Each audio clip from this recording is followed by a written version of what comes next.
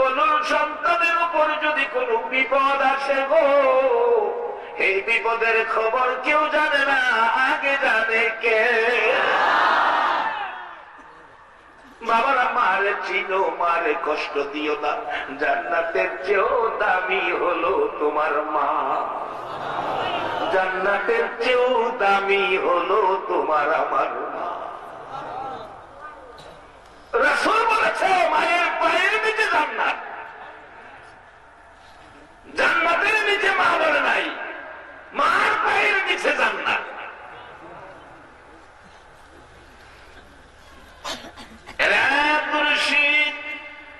কেন জানি সকাল থেকে আমি মার কলিজায় আগুন লেগে গেছে। বাবা গো, কেন জানি কান্না থামাইতে পারি না গো বাবা। আব্দুর রশিদ চোখের পানি ঝরঝর করে ছেড়ে দিলেন, ঘরের ভিতরে ঢুকলেন, মার কাছে যাইয়া ডাকে, মা গো, তোমার বুকের আগুনের কারণ আমি আব্দুর রশিদ নবীর দুশমনটাকে দুনিয়া থেকে বিদায় করে দেওয়ার অপরাধে ব্রিটিশের কোর্ট আমাকে মৃত্যুদণ্ড দিয়েছে। কালকে এমন সময় তোমার আব্দুর রশিদ আর তোমার মা ডাকতে আসবে না, কালকে এমন সময় তোমার আব্দুর রশিদ থাকবে গো মা কবরে। মা গো, এই রাত্রটা থাকবো তোমার পাশে। বিছনা করে দিলেন মা, ডাকতেছে, আব্দুর রশিদ আসো বাবা, ঘুমিয়ে যাও, সারা রাত আমি তোমার মাথার পাশে বসে বসে আমি মা জীবনের শেষ দেখা তোমাকে দেখবো, তুমি ঘুমিয়ে যাও বাবা, ঘুমিয়ে যাও। আব্দুর রশিদ বিছানায় শুয়ে গেলেন, মা পাশে বসে আছেন। একটু পরে বিছানার থেকে উঠে ঘরের দরজার দিকে যাচ্ছে, মাটাই না ধরছে, বাবা ঘুমাও, কোথায় যাও, আমি তোমার মাথায় হাত বোলাইয়া ঘুম পাড়াবো।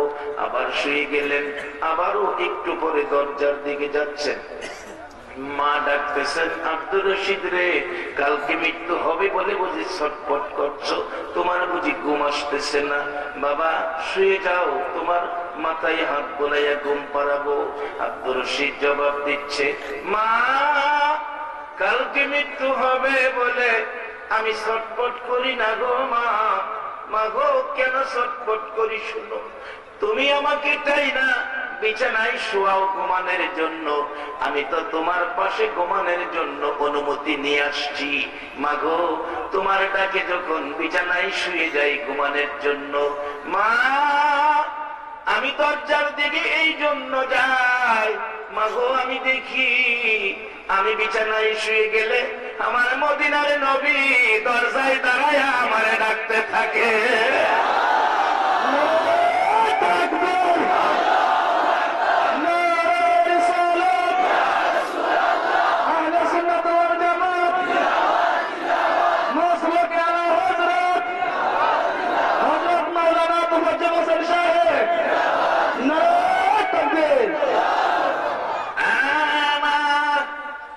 আমার মদিনার নবী ঘরের দরজায় দাঁড়ায় আমারে ডাকে, আব্দুর রশিদ রে, এই বিছানায় ঘুমাইস না, আমি রাসূলের জন্য জীবন দিলি, আমি রাসূল মদিনা থেকে এসেছি তোকে নেওয়ার জন্য রে আব্দুর রশিদ, এই বিছানায় নয়, আমি রাসূলের পাশের বিছানায় ঘুমাবি। বাবারা, সেই মুসলমান আমরা, সত্য কথা বলবো, জীবন যাইতে পারে, মিথ্যা কথা বলতে মুসলমান পারে না। একবার বলুন আল্লাহু আকবার। তাই বলেছিলাম, সত্যের আওয়াজটা গর্জিয়াস হতে হবে, কারণ মুসলমান সত্য কথা বলবে, এটাই মুসলমানদের আদর্শ। একবার বলুন না আলহামদুলিল্লাহ। বাবা বিছানার ব্যবস্থা করতে পারলে দাও, লোকেরা বসো একটা রাত্র আল মদিনা মসজিদের পক্ষে, মদিনার ভালোবাসাই দেখ। এই রাত্রটা যদি কবুল হয়, আব্দুর রশিদের মতো আমার নবীর দিদার নসিব হয়ে যেতে পারে। মহব্বতে আর দুরূদ শরীফ পড়ুন, আল্লাহুম্মা সাল্লি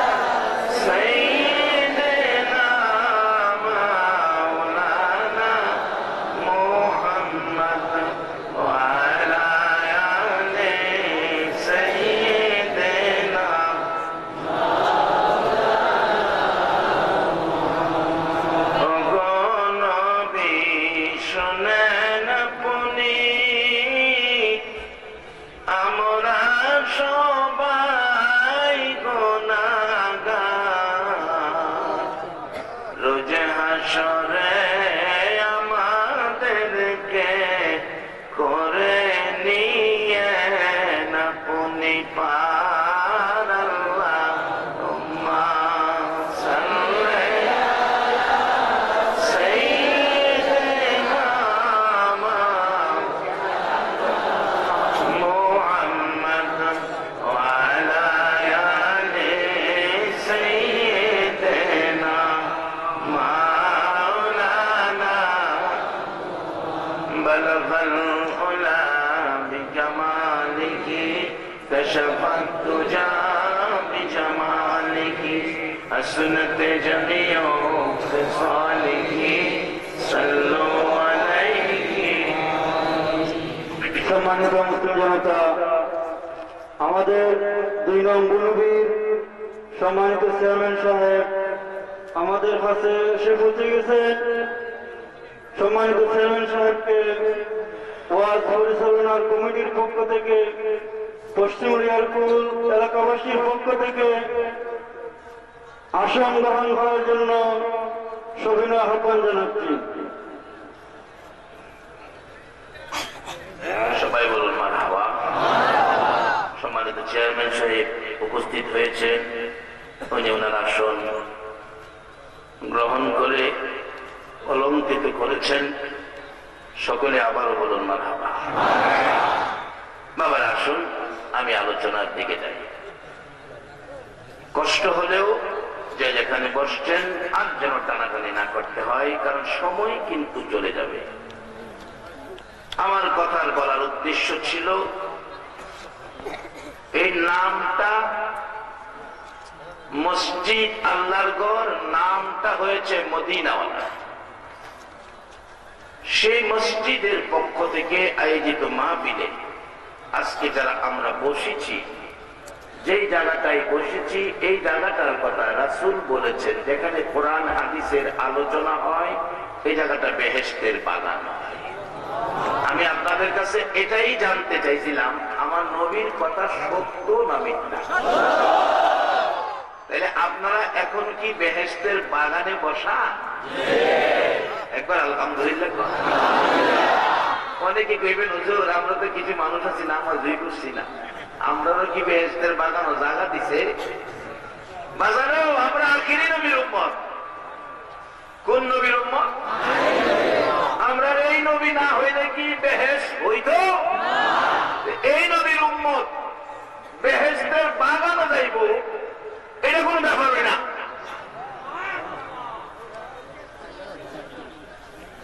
নামাজ এনে নাই, কালিমাটা আছে না?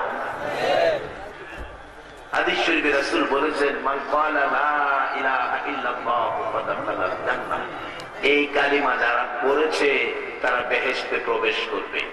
আপনি এই বেহেশতের বাগান রাসূল বলেছে, তালাশ করে দেখেন, একজন মানুষও নামাজ ছাড়া থাকতে পারে, কিন্তু কালিমা ছাড়া নাই। ঠিক কিনা? কালিমা ছাড়া নাই। তাইলে আবারও বলুন, রাসূল বলেছেন এটা বেহেশতের বাগান। তাহলে আমরা যারা এই মাহফিলে বসেছি, এখন আমরা কোথায় বসে আছি? কবির হুজুর এত সহজে বেহেশতের বাগানে গেলাম। বাজানো এই সহজে বেহেশতের বাগান আখিরি নবীর উম্মতে পায়, অন্য নবীর উম্মতে পায় না।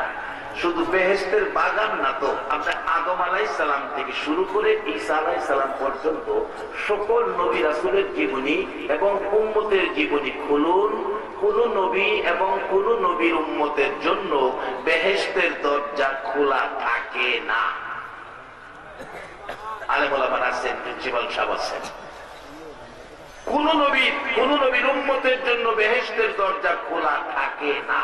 আমরা যারা আখিরি নবীর উম্মত, প্রত্যেক বৎসরের মধ্যে একটা মাস বেহেশতের দরজা পুরা মাস। আচ্ছা বলতে পারবেন এই মাসটা কোনটা? একবার বলুন আল্লাহু আকবার। এই ওয়াজটা কি সত্য না মিথ্যা?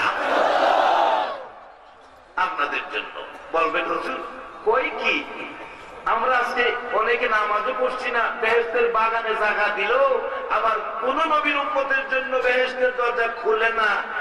আমরা লাগিয়া এক মাস বেহেশতের দরজা খুলে রাখে, তা তো আমরা ভাগ্যটা তো ভালো দেখা যায়। কি কন ভাগ্যটা কি? শুধু শুধু 1 মাস বেহেশতের দরজা খোলা থাকে এটা শেষ না। আমার নবী মেরাজের সফরে 4র্থ আকাশে ইদ্রিস নবীর সাথে দেখা। ইদ্রিস আলাইহিস সালামকে নবী প্রশ্ন করেছিলেন, ইদ্রিস তুমি তো সশরীরে বেহেশতে গেছো, বেহেশতের নাজ নিয়ামত খাইছো, হুরমালা দেখছো, কত কিছু দেখছো, কত কিছু খাইছো, কেমন খাইছো, কেমন দেখছো, কত দেখি। ইদ্রিস আলাইহিস সালাম কয়, ইয়া রাসূলুল্লাহ, কইছেন ঠিক আছে, আমি বেহেশতের বারিন্দাত বইয়া পানি খাইছি, আমি পানির লেগে আইছিলাম। এটা কারণ আছে, পানির লেগে কেন গেছে, লম্বা ঘটনা আমি ছোট করে বলছি, আলোচনার সামনে অনেক। পানি খেয়েছি, বেহেশতের ভিতরে যাইবার লেগে দরজায় ধাক্কা দিছি, দরজা খোলেন, দরজা খুলেন। বেহেশতের ভিতর দেখো কে কে, আমি বললাম আমি আল্লাহর নবী ইদ্রিস।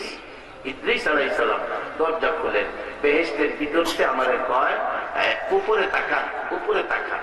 আমি উপরে তাকাইছি, উপরে তাকায় দেখি বড় বড় অক্ষরে সুন্দর করে লেখা রাখছে, লেখা রাখছে। অনেক সময় দেখেন আপনার যেগুলি sitting service, Moulvibazar to Dhaka, Sreemangal east office দেয়, টিকিট দেয় না বাসের, বাস বাস টিকিট দেয়। কিন্তু এই যে এই মৌলভীবাজারতে এক ভদ্রলোক ধনী মানুষ, একবারে জামা কাপড় হাই হাই ফাই, এরকম হাই ফাই জামা কাপড় পইরা এই সিটে যাইছে, তার পাশের সিটে পড়ছে এই শ্রীমঙ্গলের এক ভদ্রলোক।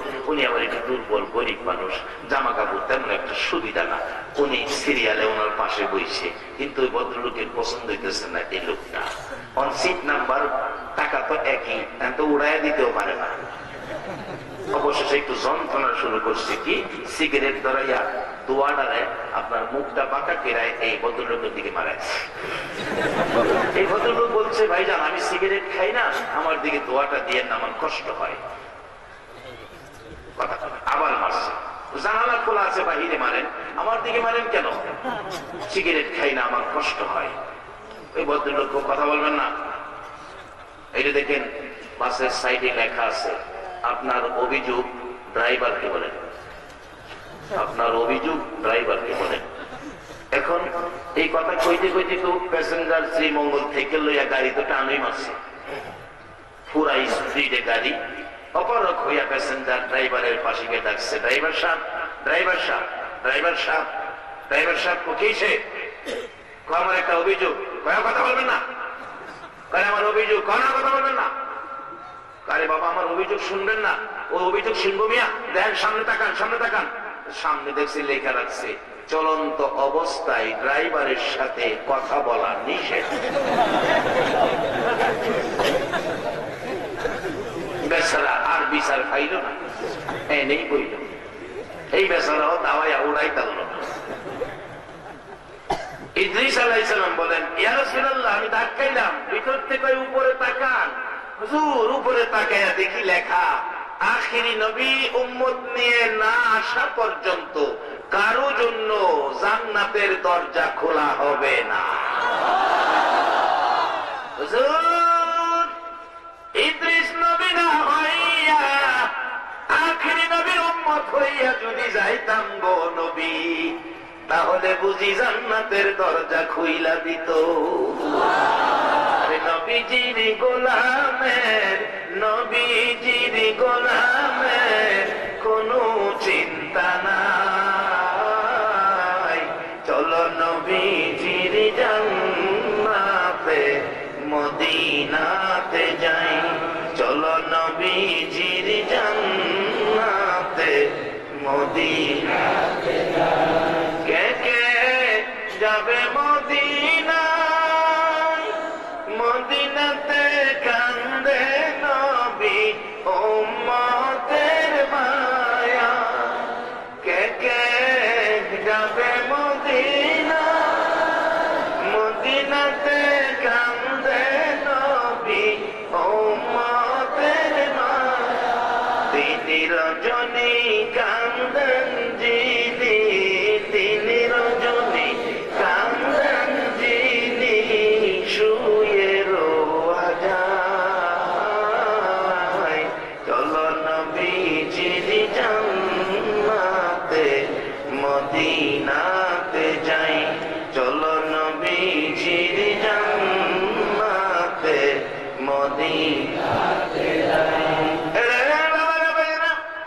এই উম্মতের জন্য জান্নাতের বাগান হলো কোরআন হাদিসের মাহফিল।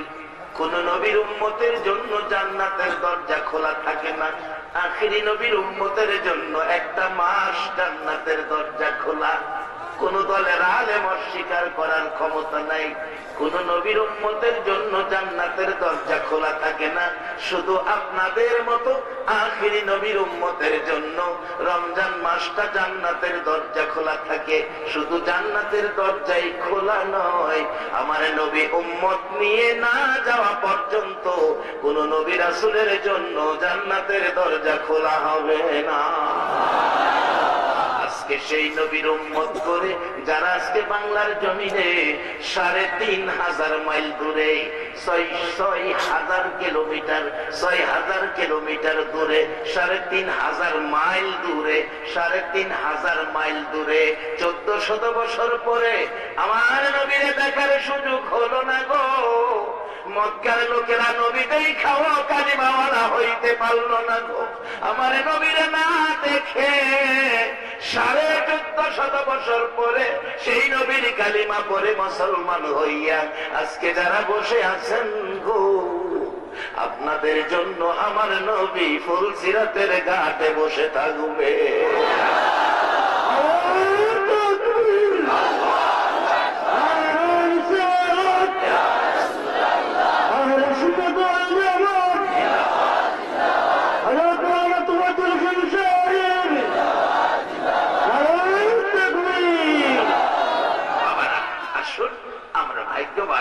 আজকে যারা মাহফিলে বসে আছি, মাহফিলটা মসজিদের উদ্যোগে। বলুন মসজিদ কার ঘর? আবার বলুন। এবার নন আগে আল্লাহরে চিনি। এত বড় আকাশটা খুঁটিবিহীন কে ঝুলাইয়া রাখলেন? এমন কোন শক্তি পৃথিবীতে আছে খুঁটিবিহীন এমন একটা আকাশ ঝুলাইয়া রাখতো? আমরা তো বিল্ডিং করলে কত খুঁটি, কত রড, সিমেন্ট, পাথরের কণা, ইটের কণা, তারপর আবার ২-৪-৫ বছর পর পর রং করতে হয়। এই যে আকাশটা বানাইছে একবার, কোনদিন বাংলাদেশে আইসা ফেরেশতারা কইছে আকাশ রং করার টেন্ডার হইব?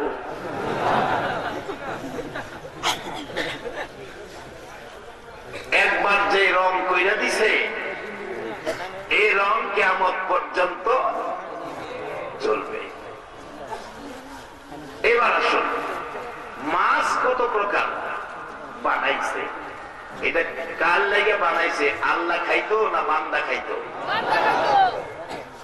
এর একটা মাছ বানাইবার ক্ষমতা কি আমরা আছে? রাখলাম মাছ। এবার আসুন ফল ফলাদি, কত জাতের ফল ফলাদি আমাদের বাংলাদেশে। আল্লাহ ভাই বাংলাদেশের ফল খায়া তোমার তৃপ্তি আসে না, তোমার জন্য বিদেশ থেকে ফল ব্যবস্থা করে দিছি। যেমন মালটা, আজ থেকে ৪০ বছর আগে মালটা নামের ফল বাংলাদেশের মানুষ চিনত? আল্লাহ ভাই সব ব্যবস্থা করতেছি।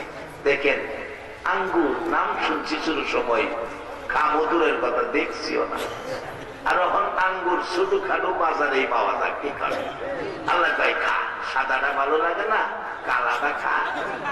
কালাটা ভালো লাগে না, আরেকটা আছে না লাল, লালটা খা। আচ্ছা, এইভাবে সিস্টেম করে আমরা সুখ শান্তির জন্য এই ফায়সালাতে করলেন। বলুন এই মালিকটা কে? এই মালিকটারে চিনা আমরা দরকার আছে নেই? কবি বলেছেন আল্লাহর কথা, যখন তোমার কেউ ছিল না তখন ছিলাম আমি। এই কথা কে বলতেছে? আল্লাহ। আল্লাহর কথাটা কবি প্রকাশ করতেছে, যখন তোমার কেউ ছিল না তখন ছিলাম আমি, যখন তোমার সব হয়েছে পর হয়েছি আমি। যেদিন আমার কেউ ছিল না সেদিন ছিল মালিক আল্লাহ। বলুন আমরা যখন মার পেটে ছিলাম খাবার দাবারের জন্য চাকরি নকরি ব্যবসা বাণিজ্য গৃহস্থী কোন চেষ্টা করুন লাগছে? বলুন, এদিন আপনার মালিক কে আছেন? মার পেট থেকে দুনিয়াতে আইসা দুনিয়ার খাবার, শ্রীমঙ্গলের হোটেলের খাবার, মৌলভীবাজারের হোটেলের খাবার আমার পক্ষে সম্ভব হবে না বিদায় আপনার আমার মার স্তরে একেবারে বিশুদ্ধ খাবারের ব্যবস্থা করে দিয়েছিল কে? আল্লাহ। কেমন খাবার? কোন বাচ্চা অসুস্থ হলে ডাক্তারের কাছে নিয়ে ডাক্তার বলেন বাচ্চাকে কি খাওয়ান? কইলে একটু যেন খাওয়াই, মাই বয় খাওয়াই। ডাক্তার বলেন না না না, এগুলি খাওয়াবেন না, বাচ্চাকে মায়ের দুধ খাওয়াবেন, কারণ বাচ্চার জন্য মায়ের দুধের বিকল্প নাই।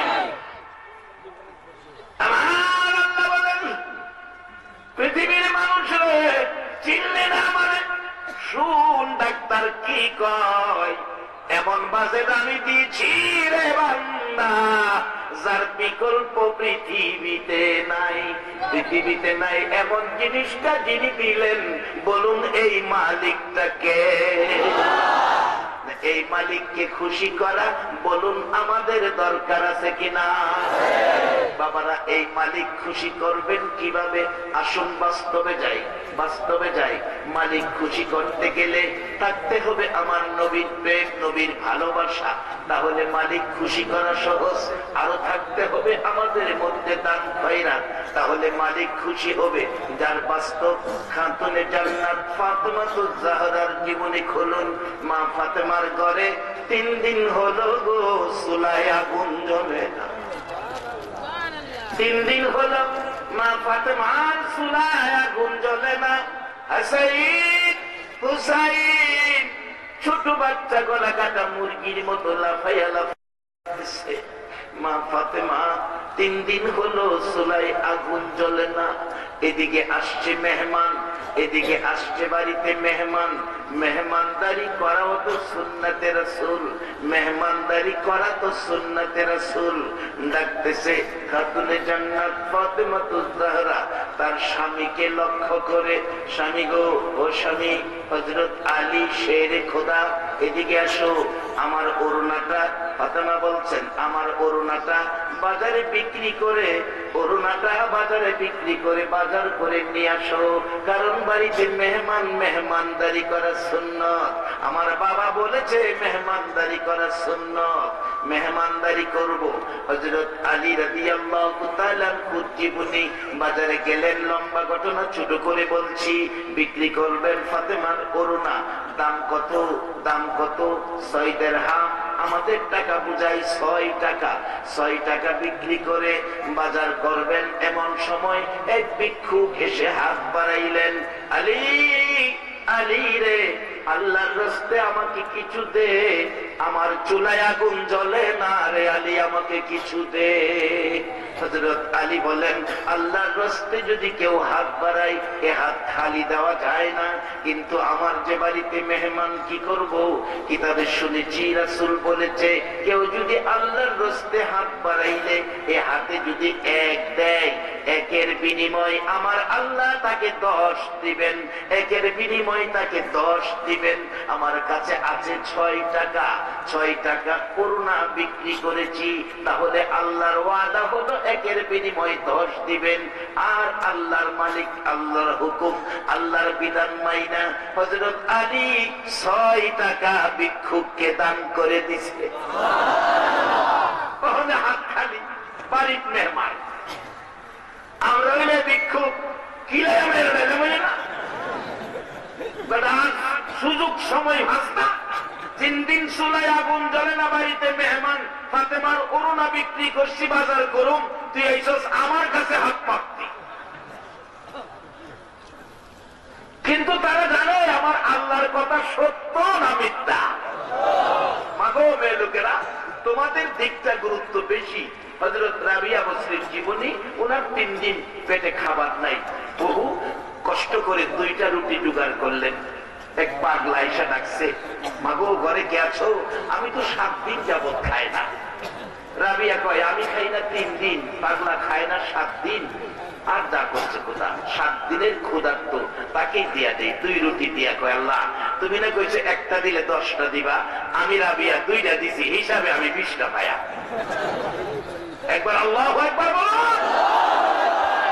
আমরা তো 10 টাকা দিতে চাই না, 10 টাকাও যদি দেই ভিক্ষুকের 3টা ধমক মারি, কামাই করে রাখছি তোরার লেগে সারাদিন আজকা টাকা দিতে দিতে করে বিরক্ত হয়ে গেছি। আরে কার টাকা দিবেন? আল্লাহ আপনারে দিছে কেড়ে দিতেছেন। আল্লাহ যদি না দিত দিতেন করতে। যদি আল্লাহ আপনারে ভিক্ষুকের মতো বানাইতো তাহলে বুঝতেন না ভিক্ষা করলে কি মন লাগে। ভিক্ষুক আইলে নিজের প্রশ্ন করেন, তুই যদি ভিক্ষুক হইতে তাহলে কেমন লাগবে?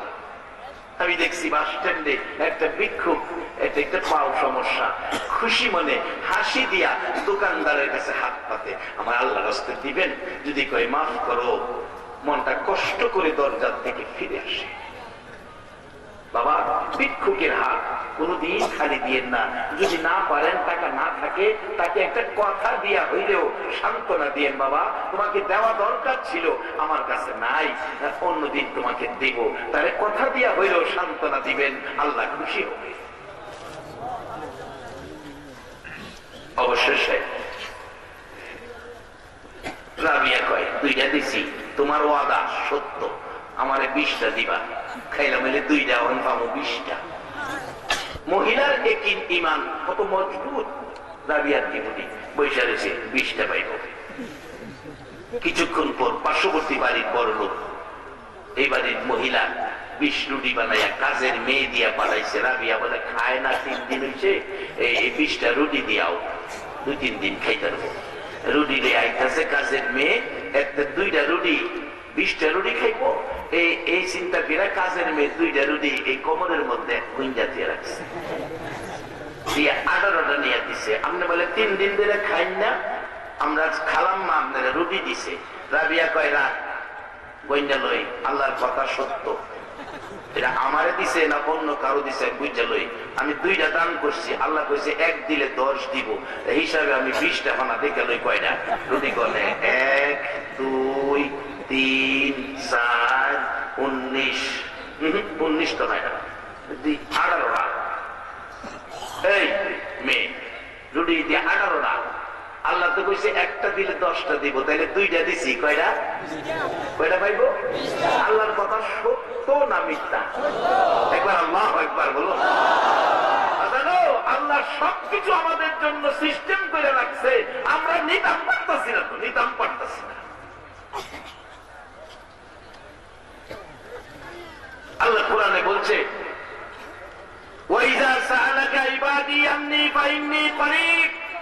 নবী গো আপনি বলে দেন আমার বান্দারা আমারে তালাশ করে, আমার কথা জিগায়, আমি তো তাদের নিকটে আছি, শুধু নিকটে থাকি না, আমি জিগাই। উজিবু দাওয়াতা দাঈ ইযা দান, তোমাদের কোনো দাবি দাওয়া চাওয়া পাওয়া আমার কাছে আছে কিনা?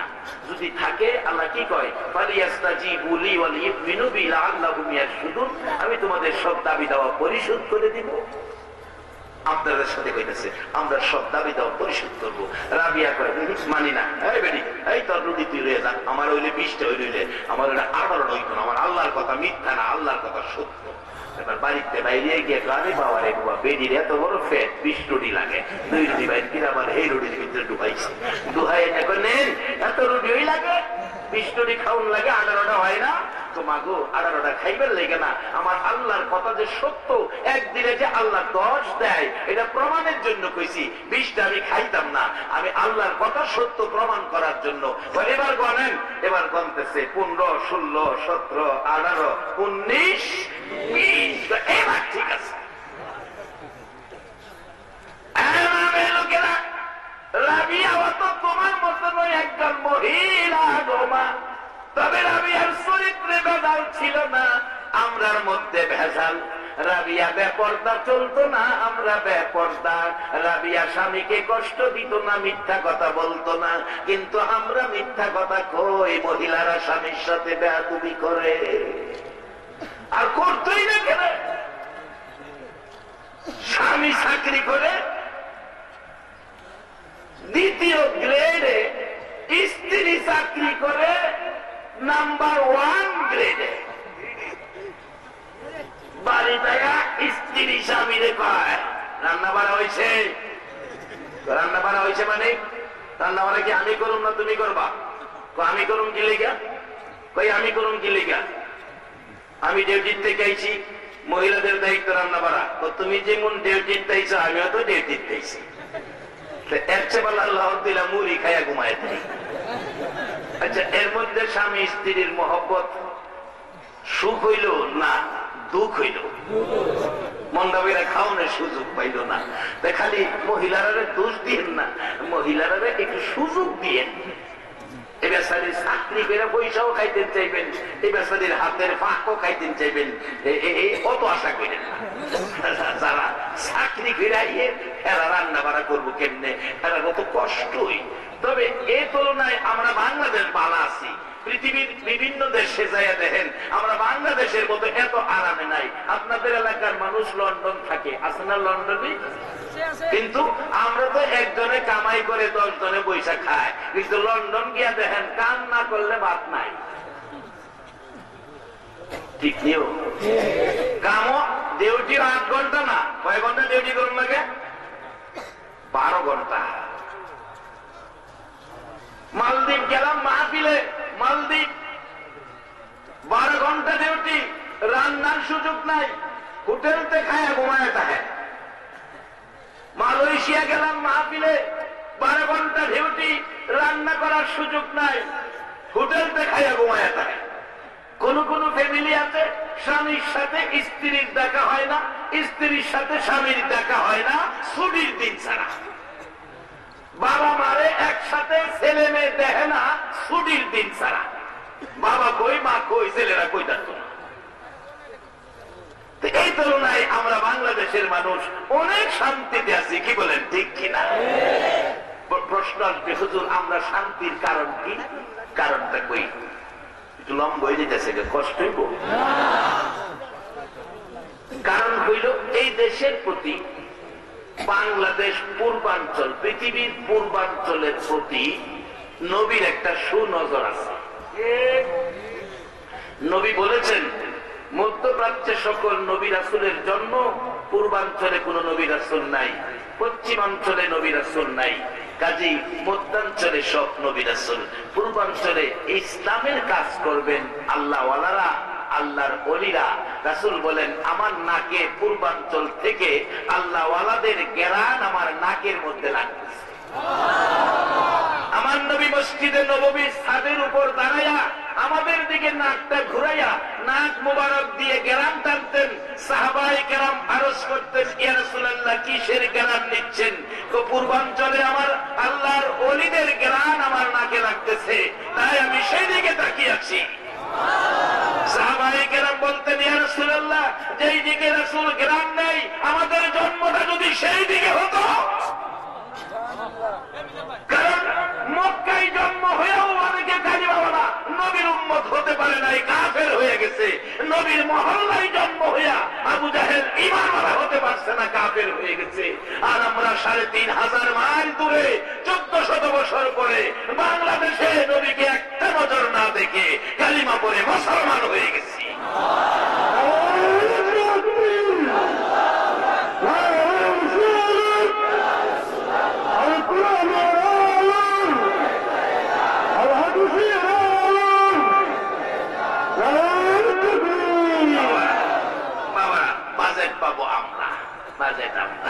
একটা দিলে 10টা, এটা আল্লাহর ওয়াদা।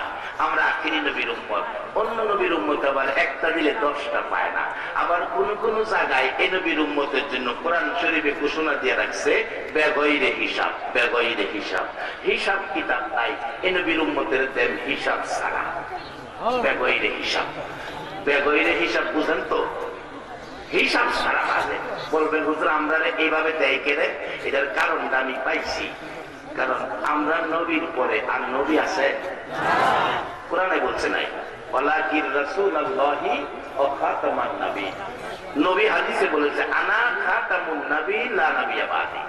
নবীর পরে যখন নবী নাই, তাইলে এই নবীর উম্মতের পরে আর কোন উম্মত নাই। আমরা হইলাম শেষ, শেষ, শেষ। আমরা দেশ যেটার পরে শেষ সন্তান হয়, এটাকে কয় শেষ কারাইল্লা। দুলি তারা আমাদের এলাকার ভাষা, আঞ্চলিক ভাষা। আপনাদের সিলেটে কি কয়? যেটা করে শেষ, এটা শেষ দ্বারা, মানে দুলি দ্বারই, মানে এর সর্বশেষ আর নাই। এটা পেলাম যন্ত্রণা মা বাবারে বেশি করে, ঠিক দিও। আমার আদরের বেলা পেলাম এটাই বেশি ভাই। আরে আমরা গুনাহগার হইতে পারি, যন্ত্রণা বেশি দিতারি, কিন্তু আদরের বেলা পেলাম আমরাই বেশি ভাই। কিভাবে? আমরা যে শেষ। দেখবেন বাবা এই আঙ্গুলদের হালে জিগায়, চাচা এইটা খুব কইও না, এটা আমার শেষ খেটাইলাটা সত্তানকে ভুলতারি, এটারে ভুলতারি না। আমার নবী বলেন, উম্মতের রে, আমি তো আমার উম্মতের বলতে পারি না, কিন্তু যারা নবীর যুগে ছিল তারাও উম্মত। আজকে যারা বসে আছেন আপনারাও উম্মত। আপনাদের কথা নবী 1400 বছর আগে কি বলেছেন সাহাবায়ে কেরামদের জীবনীর মধ্যে আসছে। সাহাবীরা বলেন, ইয়া রাসূলুল্লাহ, আমরা আপনার সাহাবী, বাইক কত ভালো, নসিব কত ভালো। আমার নবী প্রশ্ন করেন, সাহাবীরা ঠিকই বলেছো, তবে একটা প্রশ্ন তোমাদের কাছে। কি প্রশ্ন? তোমরা কি আমার বন্ধুদেরকে দেখছো? বন্ধুদেরকে দেখছো? সাহাবীরা বলেন, হুজুর আপনার বন্ধু তো আমরা। রাসূল বলেন, তোমরা আমার বন্ধু না রে, তোমরা আমার সাহাবা। সাহাবা শব্দের অর্থ হলো সঙ্গী, সঙ্গী। তোমরা আমার সঙ্গী, বন্ধু নয়। বলো বন্ধুদেরকে দেখছো কিনা? হুজুর আমরা যখন বন্ধু না, তাহলে আপনার বন্ধু কারা? আল্লাহ আর আল্লাহর রাসূল ভালো জানে, আমরা জানি না। আমার নবী চোখের পানি গুলো গাল বেবে ছেড়ে দিছে। রে সাহাবীরা শুনো, আমার বন্ধু কারা রে? আজ থেকে 1400 বছর পর 3500 মাইল দূরে রে, আমার কথা শোনার জন্য আমার পাগল উম্মত গুলো একটা দিন আমার দেখার সুযোগ হলো না, সাহাবীদের সাথেও দেখা পেল না। তারপরেও রাতের গভীরে ঘন্টার পর ঘন্টা বসে থাকবে। আমি নবীর দুঃখের কথাগুলো শুনলে রে জর্জর করে চোখের পানি ছেড়ে দিবে। কেউ কেউ ও আহা করবে, ঘন্টার পর ঘন্টা বসে থাকবে। সাহাবীরা বলেন, হুজুর বলেন কি? 3500 বছর পর, 3500 মাইল দূরে, 1450 বছর পরে আপনার কথা শোনার জন্য বসে থাকবে, অথচ আপনাকে দেখে নাই। আমার নবী বলেন, সাহাবীরা রে শুনে রাখো, তারাই হবে রে আমি রাসূলের বন্ধু। মক্কায় জন্ম হইয়া নবীর বন্ধু হতে পারলো না, বাংলায় জন্ম হইয়া নবীর বন্ধু হয়েছেন। এর চেয়ে বড় কপালওয়ালা মানুষ আর কেউ হতে পারে না। বাবারা আসুন, এই বন্ধুত্ব কিভাবে আমরা ধরে রাখবো? অল্প সময়ে আমি মূল কথাগুলো সামনে নিয়ে আসতেছি। তার আগে যা বলেছিলাম, খাতুনে জান্নাত ফাতেমাতুজ জাহরার জীবনী থেকে কথাটা খেয়াল আছে? হযরত আলী 6 টাকা বিক্রি করলে ভিক্ষুক হাত বাড়াইলেন, আল্লাহর রাস্তায় সাহায্য। 6 টাকাই দিয়া খালি হাতে বাড়ি যায় আর কয়, আল্লাহ কইছে 1 দিলে 10 দিব। আমি আল্লাহ কয়, জিবরাইল আমার নামের কলঙ্ক হয়ে যাবে। ফাতেমার বাড়িতে মেহমান, তাড়াতাড়ি জান্নাত থেকে একটা সুন্দর উট নিয়ে যাও, উট নিয়ে যাও। জিবরাইল আবার মিকাইলকে পাঠাইছে, তুমি উটটা খরিদ করবা। আর ইসরাফিলকে পাঠাইছে, তুমি এটা তদারকি করো, এই ব্যাপারটা বিক্রি করবে জিবরাইল, খরিদ করবে মিকাইল। পাঠাইছে উট দিয়া। রাস্তায় বৈশা রয়েছে হযরত আলী, বাজার থেকে আসতেছে, মানুষের সুরতে জিবরাইল বসা, এত সুন্দর উট। ডাকতেছে, আলী উট কিনবা? হযরত আলী কো, আমার কাছে 10 পয়সা নাই। জিবরাইল কো, বাকি বাকি বাকি। সুবহানাল্লাহ করছেন না? সিস্টেম করতেছে। এই মালিকটা জানি কে? বাজান আছে না? হলো একবার আল্লাহু আকবার করো। জিবরাইল মানুষের সুরত, আলী বাকি নিবা? তুমি বিক্রি কইরা আমার টাকা দিও। এই সুযোগ পাইলে কারা ছাড়ে? কত দাম? একদম 60 টাকা। 60 টাকা। 60 টাকাটা হযরত আলী উট কিনছে, উট কিনা বাজারে যাইতেছে। আবার বাজারে ঢুকবার আগে মিকাইল খালি নিছে হযরত আলীর দিকে লক্ষ্য করে, মানুষের সুরত। আলী এত সুন্দর উট পাইলা কই, বিক্রি করবা? বাজারে যাবার আগে কাহা বিক্রি করুন, কত? কম নেই কোন, কয় একদম 100 টাকা দেন, দিবা? হযরত আলী কয় কিনছি 60, কইছে 100, থাকে 40। আল্লাহ কইছে 1 টাকা দিলে 10 টাকা দিব। 6 টাকা ভিক্ষুকরে দিছি, 6.60 পাওয়ার কথা। বুঝাই না, বুঝাই না, দাম হইছে না। তাহলে 120 টাকা দেন, দিবা? মিকাইল কইতেছে। হযরত আলী কয় কিনছি 60, 120 বেচলে 60 নিবগা উডলা, আমার থাকে 60, দান করছি 6 টাকা, 6.60। আল্লাহ যা কইছে তা আল্লাহ দিছে, এবার ঠিক আছে। আল্লাহ যা কইছে হিসাব ঠিক আছে, এবার আমি রাজি হইছি, দেন টাকা দেন।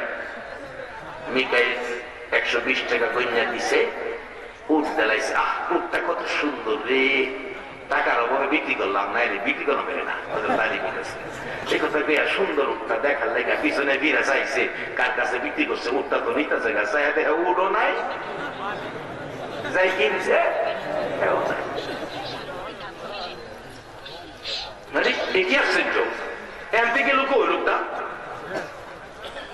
দৌড়ে গেছে, যার কাছ থেকে কিনছে হেলা আছে কিনা, গিয়া যায় হেলা বসা। জিবরাইল মানুষের সুরতে ডাকতেছে, ভাই সাহেব আমাদের টাকা লেগে দৌড়াইছি, কিন্তু উটটা বিক্রি করলাম, কে যে নিল লইয়া যে গেল আগে দিই না। জিবরাইল তো জানে কেটা নিচ্ছে, কয়টা হেলা নিতে হয়েছে, ওই যে আমার টাকা, আমার টাকা দেন। 60 টাকা কইনা দিছে, বাকি 60 টাকা লইয়া বাজারও না গিয়া বাড়িতে গেছে খালি হাতে। ফাতেমা কয় স্বামী বাজার কই, বাড়িতে মেহমান? কয় বাজার করে কোন কি তোমার করোনার 6 টাকা বিক্রি করে আল্লাহ রাস্তায় দান করে দিলাইছিলাম 6 টাকা, খালি হাতে বাড়িতে গেছি। এক বেচারা উট বিক্রি করলো আমার 60 টাকা, আমি বাজারে যাইবার আগে আবার আরেকজনে কিনা নিল 120 টাকা। আল্লাহ কইছে 1 দিলে 10 দিব, আমি এই 6 টাকা দিতাম, আমি 60 টাকা পাইছি। এটা কেডা উট বেচলো, কেডা কিনলো, কইতে আইলো, এটা আগে না বুঝা এই টাকা খরচ করতাম না। মেহমান বইয়া থাক, চলো দুইজনে নবীর কাছে যাই। আমার নবীর কাছে যাইবার আগে জিবরাইল আয়া কয়, হুজুর আল্লাহর ওয়াদা আল্লাহ পুরা করছে, আপনি কইয়া দেন উটটা হইল বেহেশতি, এই উটটার মাঝে সোয়ার হইয়া ফাতেমা জান্নাতে যাইবো। এই উট বিক্রি করছে জিবরাইল, খরিদ করছে মিকাইল। 1 টাকা দিয়া 10 টাকা পাওয়ার কথা, 6 টাকা দিয়া 60 টাকা পাওয়ার ব্যবস্থা করে দিছে আমার আল্লাহ। সবাই বলো এই আল্লাহ আছে দিও হন। 1 দিলে কত দেয়? 10। বাবারা ভাইয়েরা শুধু টাকা দেয় এটাই না, সম্মান ইজ্জত দেয়, সম্মানও দেয় ইজ্জতও দেয়। কত সম্মান দেয় বাস্তবে আসেন, কত সম্মান দেয় বাস্তবে আসেন। বাবারা ভাইয়েরা আমার নবী একদিন মসজিদে নববীর বারিন্দায়, মসজিদে নববীর বারিন্দায় বসে ডাকছে, সাহাবীরা আজকে দেখতে চাই তোমরা আমাকে কে কত ভালোবাসো, কে কত ভালোবাসো। সবাই দৌড়ায় গেছে বাড়িতে, কেউ টাকা, কেউ পয়সা, কেউ স্বর্ণের অলংকার। মদিনার মহিলারা গলার হার, হাতের হাইবুড়ি, কানের অলংকার খুলে খুলে নবীর সামনে পাঠাইতেছে। সকলেই আনতেছে। জিজ্ঞেস করলেন কি আনছো? হুজুর আমার যা ছিল 4 আনার 1 আনা রাখছি, 3 আনা লয়ে আইছি, 2 আনা লয়ে আইছি, 2 আনা রাখছি। এইভাবে হিসাব দিতেছে। শুধুমাত্র বাকি কিতাব লেখে আবু বকর সিদ্দিক। ডাকতেছে তোমরা দাঁড়াও, আমার আবু বকর এখনো আসে নাই। আবু বকর ঘরে যাইয়া রুমালটা বিছাইয়া এই কাফের পিরিজদানি লইছে, গুটিনাটি জিনিস যা আছে রুমালে, গেলাস লইছে, কুপি বাতি লইছে, নিমকদানি লইছে, সব রুমালে প্যাকেট করে রওনা হবেন, আসবেন। এবার তার বিবি পিছন থেকে ডাকছেন, স্বামী সব প্যাকেট করে কোথায় রওনা হয়েছ? বিবি গো, রাসূল বলেছে ভালো কত গ্যাপ আসে পরীক্ষা করবে। ও বিবি, আর কিছুই নাই, সব প্যাকেট করে রাসূলের ভালোবাসায় রওনা হলাম। বিবি ডাকতেছে, স্বামী গো, সব তুমি নিয়ে নিলাম, আমারে কিছু দেওয়ার সুযোগ দিলাম না। শুনেছি মদিনার মহিলারা গো আমার নবীর ভালোবাসায় অনেক কিছু দিয়েছে। শুধু অনেক কিছু নয়, ও মা বোনেরা শোনো, মদিনার মহিলারা আমার নবীর কত ভালোবাসতো। আমার নবী যুদ্ধে গেলেন, শহীদ হলো অনেক সাহাবা, খবর পেল নবীও দুনিয়ায় নাই। একটা মহিলা পাগলিনী হইয়া দৌড়াইয়া যুদ্ধের ময়দানে রওনা হয়েছে। সাহাবীরা দেখলেই তাকে, মা দাঁড়াও, কই যাও? তোমার দুইটা ছেলে শহীদ হয়ে গেছে। মহিলা বলেন, আমি ছেলের জন্য যাই নাই। আর একটু আগে বললে জিগাই, মা কই যাও? তোমার স্বামী শহীদ হয়ে গেছে, আমি স্বামীর জন্য যাই নাই। আর একটু গেলে আরেকজন জিগাই, কই যাও? ও সাহাবীরা, হ্যাঁ সাহাবীরা, আমি যুদ্ধের ময়দানে যাই। যাইও না, তোমার আপন ভাই শহীদ হয়ে গেছে। আরেকজন জিগাই, কই যাও? একটা চিৎকার মারছে, কেউ বলেছ ছেলে শহীদ হয়েছে, কেউ বলেছ স্বামী শহীদ হয়েছে, কেউ বলেছ ভাই শহীদ হয়েছে। ভাইয়ের খবর দিলা, স্বামীর খবর দিলা, ছেলের খবর দিলা, আমার দয়ার নবীর খবর দিলা না।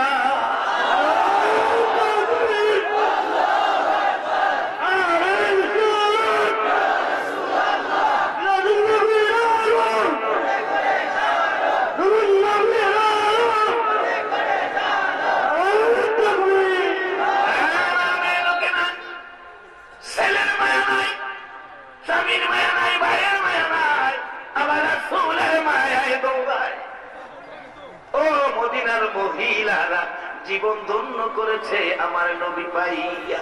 শুধু তাই নয়, টাকা পয়সা নয়, শুধু সন্তানাদি নয়, স্বামী নয়, ভাই নয়। একটা মহিলা 6 মাসের বাচ্চা কুলে রাসূল যুদ্ধে যাচ্ছে, মহিলারা যুদ্ধে যাওয়া নিষেধ হয়ে গেছে। বাচ্চাটা নিয়ে সামনে দাঁড়াইছে, হুজুর যুদ্ধে যাবেন, আমার এই 6 মাসের বাচ্চাটা যুদ্ধে নিয়ে যান। রাসূল বলেন, এই বাচ্চা তো যুদ্ধ করতে পারবে না। ডাকতেছে মহিলা, হুজুর আমিও জানি পারবে না, তাহলে বাচ্চা নিলে কি লাভ হবে? মহিলাটা কান্দে গো, বিনাইয়া বিনাইয়া সহ্য হয় না গো, এই সুন্দর চেহারাই নিয়ে কেউ আঘাত করে। হুজুর আমার নবীর চেহারার আঘাত আমি সইতে পারবো না। হুজুর আমার তো যাওয়ার আর কেউ নাই, আমার ছেলেটা কোলে করে নিয়ে যান। হুজুর কেউ যদি আপনার সুন্দর চেহারায় তীর মারে, বললাম মারে গো, আপনার গায়ে লাগার আগে আমার ছেলেটারে তীরের সামনে তুলে ধরে রাখবে। তীর আঘাত খাইয়া আমার ছেলেটা মরে যাবে, আমার দুঃখ নাই, আমার রাসূলের গায়ে যেন না লাগে। এই পাগল মদিনার মহিলারা ছিল গো মা, এর বিনিময় কি পেয়েছে আসুন সামনে। বলতেছিলাম আবু বকর সিদ্দিকের বিবি ডাকতেছেন, স্বামী দাঁড়াও, স্বামী দাঁড়াও, দাঁড়াও গো স্বামী, একেবারে খালি হাতে দিব না। শুনেছি মদিনার মহিলারা গলার হার, হাতের অলংকার, কানের অলংকার খুলে খুলে নবীর জন্য দিয়েছে, আমি খালি দিব না। কি দিবে রে বিবি, করে কিছুই নাই। এবার আবু বকর বলেন, আমি দাঁড়িয়ে গেলাম, আমি দেখি আমার বিবি বিছানার থেকে খেজুর পাতার চাটিতে ধরে টানতেছে। চাটিটাই না খুইলা পরনের মধ্যে পেঁচ দিয়েছে, চাটি পরনে পেঁচ দিয়ে পরনের কাপড়টাই না খুলতেছে আর কাঁদতেছে। জিজ্ঞেস করে, আবু বকর কি করো বিবি? স্বামী পরনের কাপড় খুলতেছি, আর কিছুই নাই, এই কাপড়টা আমার নবীর রুমালে দিয়া দিও। আবু বকর বলেন, বিবি গো, তোমার কি মন চাই পরনের কাপড় খুইলা নবীর দিতে? ওই বিবি চিৎকার মেরে বলছেন, স্বামী শুধু পরনের কাপড় নয়, সম্ভব যদি হতো গো আমার কলিজাটা খুইলা নবীর জন্য দিয়ে দিতা। এইভাবে আমার নবীকে দিয়ে, আল্লাহকে দিয়ে তারা খুশি করেছে। বলুন সেই পথটা এখনো খোলা আছে কিনা? বাবা না, এই দেশ থেকে যাওয়ার সময় আমরা খালি হাতে যাবো, ভিক্ষুক হয়ে যাব। তাই কিছু নবীর জন্য, কিছু আল্লাহর জন্য দিতে হবে। দিলেই আমরা আল্লাহ আল্লাহ রাসূলকে পাবো। আসুন আগে বাড়ি, আমার মূল আলোচনায় যাই। বাজান কষ্ট হইতাছে আপনাদের? মহব্বতে আর একটু দুরূদ পড়ুন না। আল্লাহুম্মা সাল্লি আলা সাইয়্যিদিনা মুহাম্মাদ, আল্লাহুম্মা সাল্লি আলা সাইয়্যিদিনা মুহাম্মাদ, নাবিয়ানা শাফিয়ানা মাওলানা মুহাম্মাদ, নাবিয়ানা শাফিয়ানা মাওলানা দিবানিশি মনে রে আমার আর দিও না যন্ত্রণা, দিবানিশি মনে রে আমার আর দিও না যন্ত্রণা।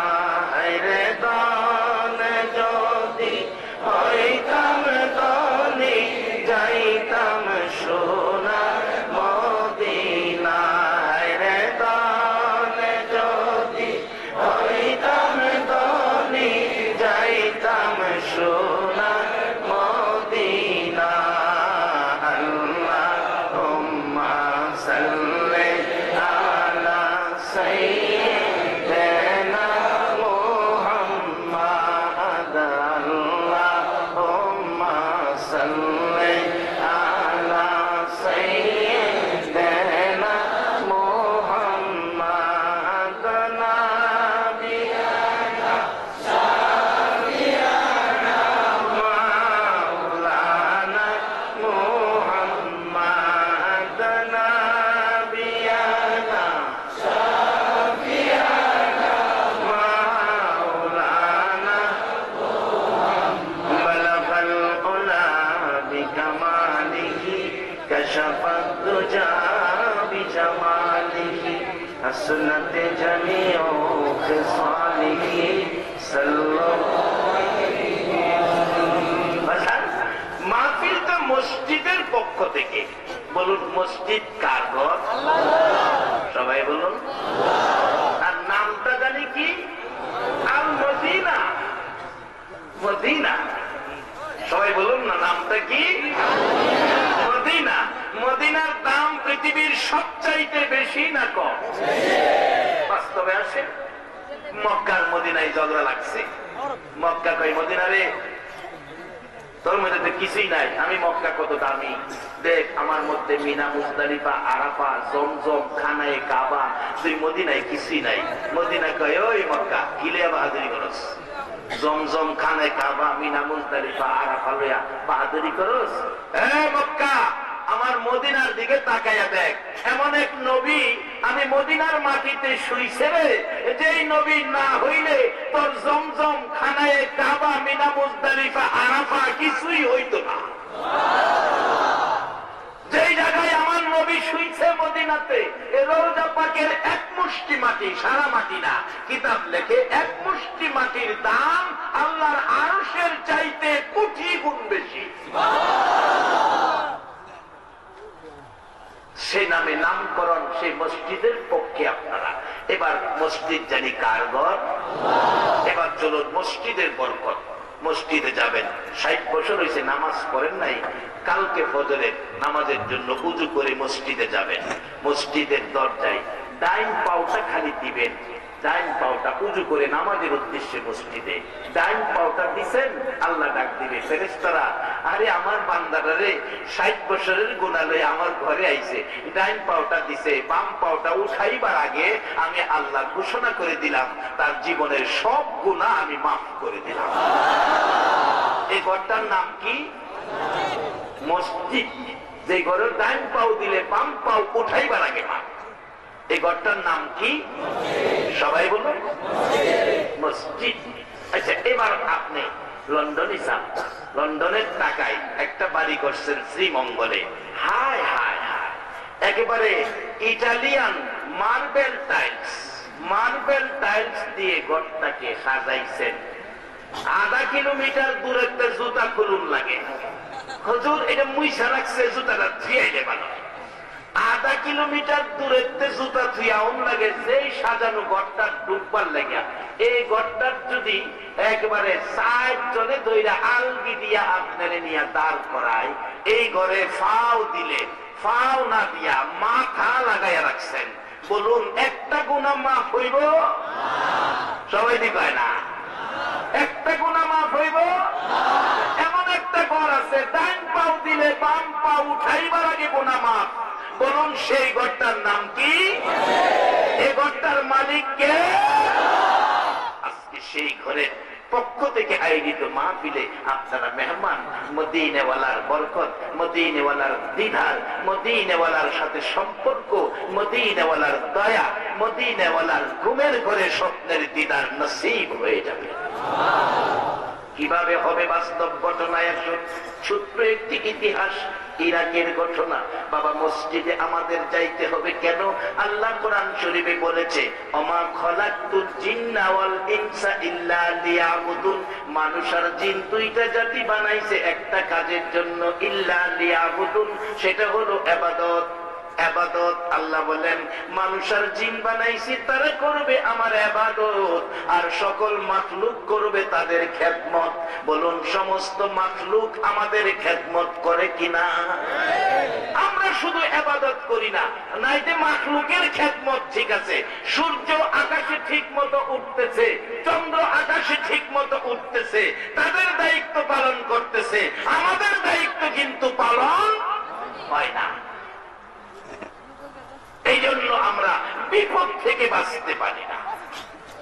বলবেন ইবাদত করলে কি দিব? আল্লাহ কোরআন শরীফে কইছে, ফাদখুলি ফি ইবাদি ওয়াদখুলি জান্নাতি। তোমরা ইবাদতে ঢুকো, আমি তোমরা জান্নাতে ঢুকাবো। বাজান জান্নাতে যাইতে বলুন আপনারা রাজি আছেন কিনা? তবে জান্নাতের মূল ঠিকানা পাইছেন নি?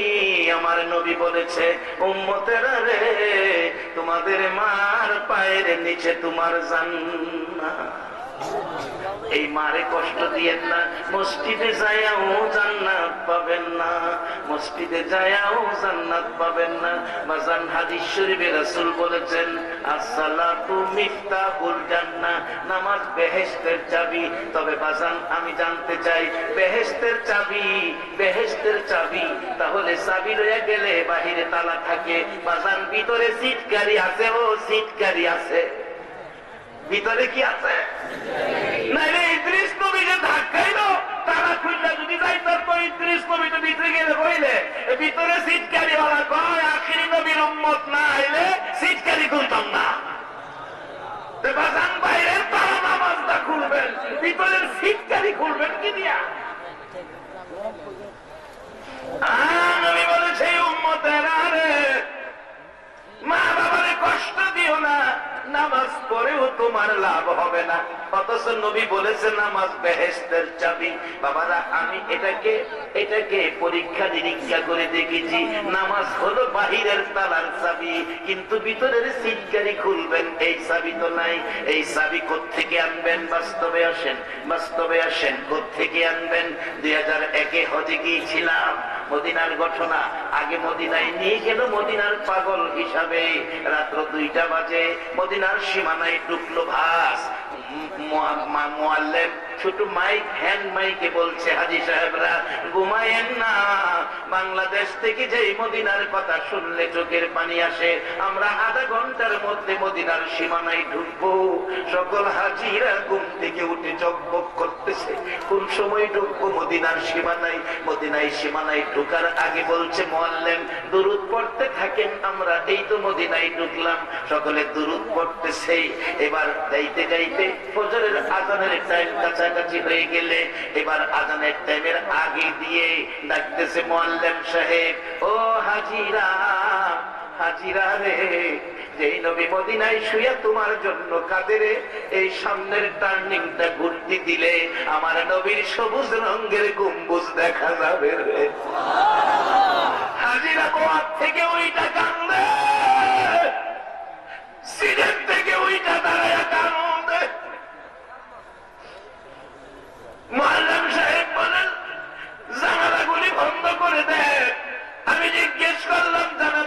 করব কেন? ডাকতে হুজুর কিছু পাগল আছে নবীর সবুজ রঙের গম্বুজ দেখলে চলন্ত বাস থেকে জানালা দিয়া ইয়া রাসূলুল্লাহ বলে লাফ মারে।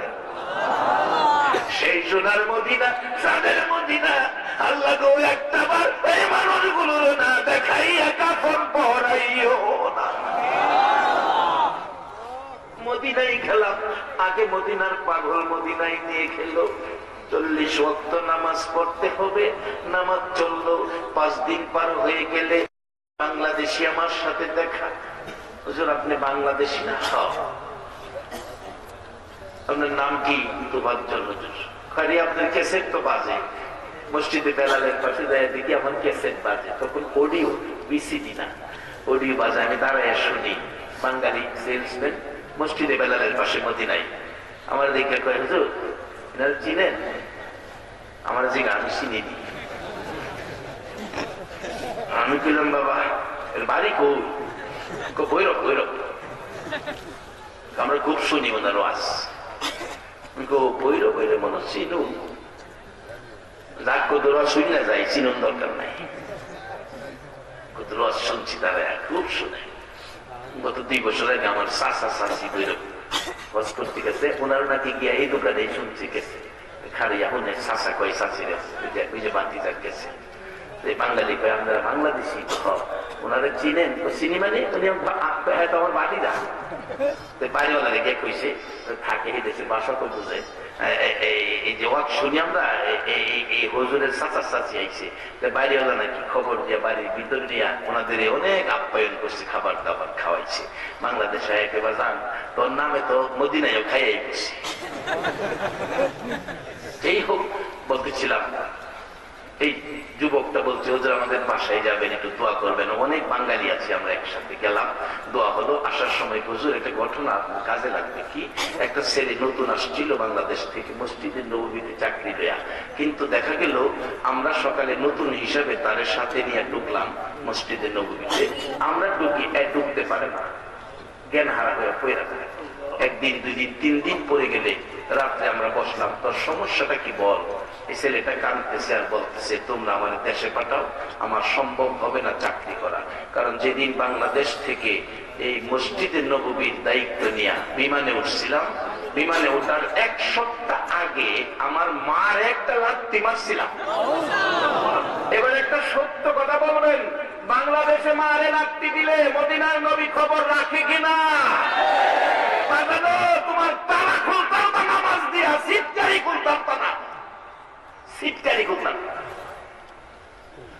আরে মা বাবার কথা মতো যে জন চলে না, বলুন মা বাবার কথা মতো যে জন চলে না, আল্লাহ নবীজির দয়া তারা পাবি না।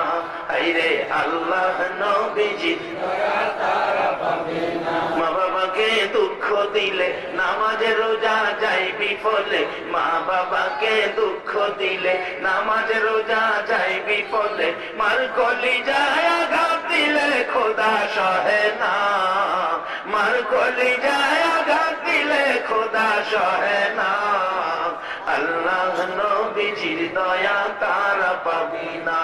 আইরে আল্লাহ নবীজির দয়া তারা পাবে না। লম্বা ঘটনা, ওই ছেলেটা বলছে মদিনা যেদিন আসবো বিমানে উঠবো, 8 দিন আগে মারে লাথি মারছিলাম। মা বলছিল যা কোথায় যাবি, আল্লাহ যেন আমার নবী যেন এই লাথির বিচার করে। মসজিদের নববীতে নবী ঢুকতে দিল না। এই মা বাবারা যদি কেউ কষ্ট দাও গো বাবা, নামাজ রোজা হজ যাকাত মক্কা মদিনার ইমামও যদি হইতে পারো, কিন্তু আল্লাহর জান্নাতে তোমার যাওয়া হবে না। এমন ব্যক্তির জন্য নবী সুপারিশ করবে না। কোন মা বাবা আজকে বাড়িতে মেহমান 5-7 জন মহিলা একসাথে খাইতে বইছে, তোমার আমার মাও খাইতে বইছে, বাচ্চা 6 মাস খুলে, বাচ্চা খাবারের মধ্যে একটু পায়খানা করে দিছে, দুর্গন্ধে সব মহিলারা নাকে কাপড় দিয়া দিয়া ঘর ছাইরা দিছে খাবারের প্লেট লইয়া, কিন্তু দুর্গন্ধে সব মহিলারা ঘর ছাড়ছে। একটা সত্য কথা কইবে, আপনার আমার মা বাচ্চাটা খুলে, যেই বাচ্চা পায়খানা করলো মার খুলে, এই মা মা কি নাকে কাপড় দিছে? আরো পায়খানা কাপড়টা প্যাকেট করে এক সাইডে রাইখা বাচ্চা বাম হাতে বুকে চাপায়া দুই গালে চুমাইয়া মা ভাত খায় আর কয়, বাবা এত গন্ধ হেরান না হে লাগে গো বাবা, আমার নাকে তো একটু গন্ধ লাগে না। যে মা এইভাবে পায়খানা, কোলে বাচ্চা পাশে পায়খানা, মা ভাত খায় নাকে গন্ধ লাগে না, এই মারে যদি দুঃখ দিয়ে থাকো তোমার কপাল পোড়া। এই মা বাবার জন্য কিছু করা বলুন দরকার আছে কিনা? বাবা খায়া না খায়া কষ্ট করে পুরান কাপড় দিয়া সময় চালাইছে, এইভাবে রাইতের খাবার সকালে, সকালের খাবার দুপুরে, টাকা পয়সা দিয়া সম্পত্তি কিনছে, শ্রীমঙ্গলের আশেপাশে 20 গাড়ি সম্পত্তি। বাবা অসুস্থ, ডাক্তার বলছে মাদ্রাজ পাঠাইতে হবে, মাদ্রাজের জন্য একটা স্টেপ নিয়ে গেছে। বাবা আপনার কিনা জমি, আপনার কিনা সম্পত্তি, এই 4 ঘন্টার সম্পত্তি বিক্রি করলে আপনার চিকিৎসা মাদ্রাজে হবে, একটা সই দেন, 4 ঘন্টা জমি বিক্রি করে নাই। বাবা কয় পাগল হইছস তুই? খায়া না খায়া সম্পত্তি তোর লেগে কিনছি, আমারে সম্পত্তি বেচে চিকিৎসা করতে, প্রয়োজন আমি মরে যেতাম না, তবু সম্পত্তি বিক্রি করতে দিতাম না। যেই বাবা খায়া না খায়া সম্পত্তি কিনে সন্তানের জন্য অসুস্থতায় মরতে রাজি, সম্পত্তি বিক্রি করতে রাজি না, এই বাবা যদি কবরে থাকে বলুন সন্তানের কিছু করা দরকার আছে কিনা? কি করবেন? আল্লাহ কোরআন শরীফ শিক্ষা দিছে, রব্বির হামহুমা কামা রব্বায়ানি সগীরা। বাবারা ভাইয়েরা গো, কষ্ট লাগে আজকে ওয়াজ করতে। আমার বাবা আজকে 15 দিন যাবৎ শুধু বলছে আমি যাবুগা বাড়িতে, যাবুগা বাড়িতে, যাবুগা বাড়িতে, যাবুগা। আমি জিজ্ঞেস করি বাবা এটাই তো তোমার বাড়ি, কই যাইবা বাবা? না না আমি বাড়িতে যাবুগা। একবার খাটের থেকে নাইমা ব্যথা পাইছে, বাড়িতে যাইবুগা, খাটে শুয়ে থাকতে রাজি না, বাড়িতে যাইবুগা। আজকে 2-3 দিন হয়েছে আমার বাবা আর কথা কয় না, আজকে তাকায়া থাকে, মন কয় আমার বাবা যেন আর থাকবে না।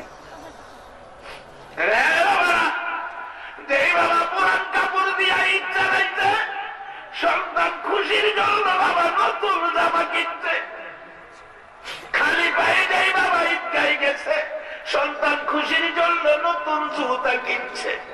সেই বাবা কার জানি কবরে গো, সেই বাবার জন্য আমার আল্লাহ কোরআন শরীফে শিক্ষা দিচ্ছে, সেই দোয়া কইরো কবরে গেলে রব্বির হামহুমা কামা রব্বায়ানি সগীরা।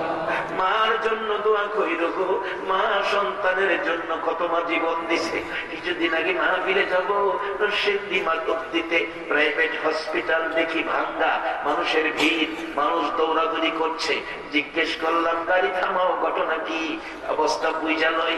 একজন হুজুর অন্য কোনো সমস্যা না যাইতে পারেন, সামনে বললাম হসপিটাল ভাঙ্গা, পুলিশ দাঁড়ানো। জিজ্ঞেস করি ঘটনা কি? পুলিশ বলেন হুজুর একটা মা বাচ্চা হবে, সিজারে বাচ্চা ভূমিষ্ঠ হবে, বাচ্চা খালাস করবে, ডাক্তার চিকিৎসা করতে যাইয়া, সিজার করতে যাইয়া, অপারেশন করতে যাইয়া একটা রক কাইটা পালাইছে গো হুজুর, সাথে সাথে বাচ্চার মা মৃত্যুবরণ করেছে। মা হসপিটালে আসার আগে সন্তানের জামা কাপড় কিনা থিয়াইছে, কিন্তু মা ভুল চিকিৎসায় একটা রোগ কাটা পড়ার কারণে মা মারা গেছে। এই জন্য এলাকার জনগণ উত্তেজিত হইয়া হসপিটাল ভাঙছে। আর একটু সামনে যাইয়া দেখি মা বাচ্চা কোলে নেওয়ার স্বাদ ছিল, 2 গালে চুমানের স্বাদ ছিল। এই স্বাদের দরুদি মার লাশটা টেম্পুর মধ্যে বসতেছে, পোস্টমর্টমের জন্য মেডিকেল নিয়ে যাবে। আমার দেখে চোখের পানি আইসা গেছে, মা গো একটা বাচ্চার জন্য তো তোমার জীবন দিলা গো মা। এই মারে কষ্ট দিও না, এই বাবারে কষ্ট দিও না। নামাজ রোজা হজ যাকাত দিও, আল্লাহ আল্লাহ রাসূল খুশি করতে পারবা না। ও বাবারা ভাইয়েরা, শেষ দিকে এসে গেলাম। আসো এই মদিনা নামের মসজিদে থাইকা মদিনা ওলার বরকতের ভাগ তোমরা পেয়ে যাইবা। প্রশ্ন আসবে, হুজুর কিভাবে? এটাই আমার শেষ কথা, এটাই আমার শেষ কথা। কিভাবে পাইতে পারেন? একটুখানি চলুন, ইরাকে যাই। কোন দলের আলেম অস্বীকার করার ক্ষমতা নাই। ইরাকের ছোট্ট একটি ঘটনা, একটা মুসলমানের সন্তান, গরিব মানুষ, জুতা সেলাই করে সংসার চালায়, কিন্তু তার থেকে 2 আনা 1 আনা পয়সা জমা করে ইরাক থেকে একদিন যাবে মক্কা আর মদিনা। এখানে এমন একজন মানুষ কি আছে যে এ রোজগার থেকে মাসে বা সপ্তাহে বা দৈনিক 10 টাকা বেড়ে জমাইতাছি মদিনা যাইতাম? নাই, এই মানুষ পাওয়া যায় না। জুতা সেলাই করে গরিব আব্দুল্লাহ বহুদিনে 2 আনা 1 আনা করে জমাইয়া পয়সা গনে গনে দেখে অনেক টাকা। এই বছর যারা হজে যাবে ডাকছে, হাজিরা হজে যাবেন, আমারে নিবেন। বাবা টাকা লাগে অনেক। জি আমার টাকা আছে। তুমি না গরিব মানুষ, আমি বহুদিন কষ্ট করে জমাইছি, আমারে নিবেন।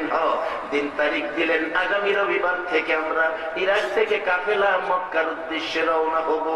আব্দুল্লাহ বাড়িতে যায় আর খুশি, আমার মতো গরিব মক্কা মদিনায় যাব। কি ভাগ্য আমার, সারাদিন কাজ করে নাই, বিকাল বেলা রওনা হলো। বিকাল বেলা রওনা হলো, বাড়িতে জায়গা, মনটা আনন্দ, আমি মক্কায় যাব, মদিনায় যাব, মনে আনন্দ।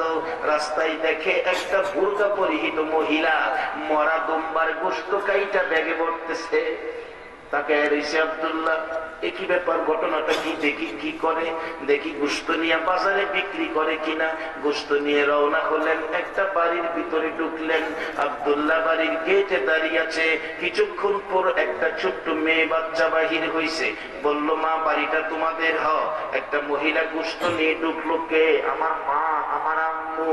আমার আম্মু গোশত কি করে? রান্না বসাইছে। এই গোশত কি করবে? আমরা খাবো। আব্দুল্লাহ বলছে, মাগো এ তো মরা দুম্বার গোশত। মেয়েটা 2টা চোখের পানি রে গাল ভেবে ছাড়ছে। চাচা কারো কাছে বললেন না, আমরা মরা দুম্বার গোশতই খাবো।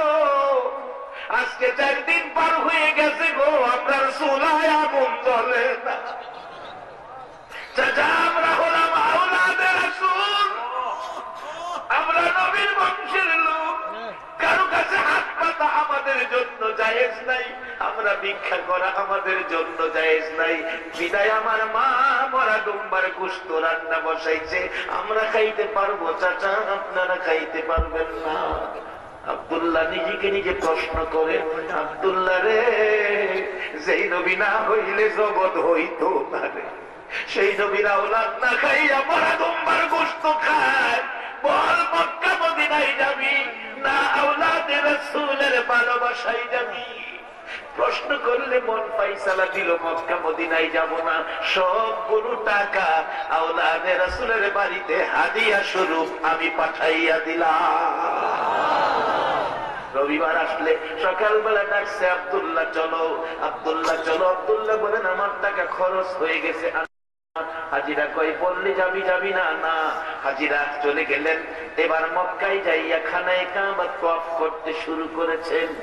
ইরাকের হাজিরা বলেন, আমরা খানায় কাবা তওয়াফ করতে যাইয়া দেখি আমাদের আগে আগে আব্দুল্লাহ তওয়াফ করতেছে। মদিনায় নামাজে খারাইলাম, আগের কাতারে আব্দুল্লাহ। ঘটনা কি বললো? আসবে না, নামাজ শেষে জিগাবো। নামাজ শেষে নাই, অবশেষে আসলেন হজ করে। ইতিহাস লেখে ওই বছর সারা পৃথিবীর থেকে 5 লক্ষ হাজি আসছিল হজ করতে। ইরাকের হাজিরা আয়েশা আব্দুল্লাহর বাড়িতে গেলেন। আব্দুল্লাহ রে, বললে যাবি না? সব জায়গায় তোরে দেখছি, কিনাকাটা করতে গেলে দেখছি আগে আগে কিনাকাটা করস, নামাজে দাঁড়াইলে আগের কাতারে, তওয়াফ করতে গেলে আমাদের আগে মিথ্যা কথা কইলি। আব্দুল্লাহ বলেন, চাচা আমি গরিব হতে পারি, আমি জীবনে মিথ্যা কথা কই না। কি দেখলাম কি বলবো? হাজিরা বাড়িতে ঘুমাইলে রাত্রে আমার আল্লাহ ফায়সালা দেয়, রে হাজিরা, আব্দুল্লাহ তো হজে যায় নাই রে, তোরা মক্কা মদিনায় আইছস এই বছর 5 লক্ষ হাজি, কিন্তু একজনের হজ এবার আমি কবুল করি নাই। হাজিরা রে, আব্দুল্লাহ আমার নবীর ভালোবাসায় নবীরাও রান্না খাইয়া মারা দুম্বার গোশত খাবে, সেই দুঃখে দুঃখিত হয়ে মক্কা মদিনায় আসলো না, সবগুলো টাকা নবীরা ওলাদের দান করে দিল। আমার নবীর আওলাদের খুশি করলো, এই জন্য আমি আল্লাহ মক্কা মদিনার হজ প্যাকেট করে আব্দুল্লাহর জন্য ইরাকের জমিনে পাঠাইয়া দিয়েছি। ইরাকের জমিনে যদি আব্দুল্লাহর জন্য মক্কা মদিনার হজ পাঠাইতে পারে, বলুন আজকে যারা আল্লাহর ঘর মসজিদের মেহমান হইয়া আল মদিনা নাম লাগাইছো গো, মদিনার বরকতের পাশে এই জমিনে আসতে পারে কি না? রে আব্দুল্লাহ, তোর হজটাই শুধু কবুল হয়েছে, তোর হজটা কবুল করতে যাইয়া আজকে 5 লক্ষ হাজির হজ আমি আল্লাহ কবুল করেছি। আজকে সেই বরকতের দরজা তো খোলা। আব্দুল্লাহ মক্কা মদিনায় গেল না, হজের টাকাগুলো আওলাদে রাসূলকে দিয়ে দিল, আর আল্লাহ খুশি হইয়া মক্কা মদিনার হজ বাড়িতে দিল। আজকে এমন একটা সুযোগ আপনাদের মধ্যে, মসজিদ আল্লাহর ঘর নামটা হলো আল মদিনা। আজকে মদিনার ভালোবাসায় কেউ যদি রক্তের কামাই এই রোজগারের টাকা হইতে মসজিদের জন্য কিছু টাকা দান করতে পারেন, অবশ্যই মদিনাওয়ালার সাথে একটা রাত্রে ঘুমের ঘরে স্বপ্নে দেখা হয়ে যাবে। সেই মদিনাওয়ালার সাথে সম্পর্ক, মদিনার বরকত, মদিনাওয়ালার দেখার আশায় আল্লাহর ঘর মসজিদের পক্ষ থেকে 2 হাত আপনাদের কাছে বাড়াইলাম। একজন মানুষও উঠবেন না, যারা উঠবেন আমি মনে করব মদিনাওয়ালার ভালোবাসা আপনাদের নাই, মসজিদ আপনাদের কাছে ভালো লাগে না।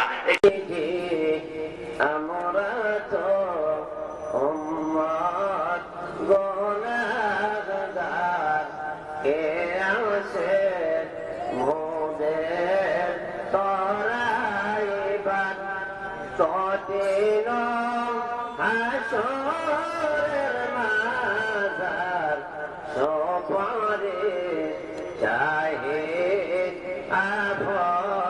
আপনার আনবী।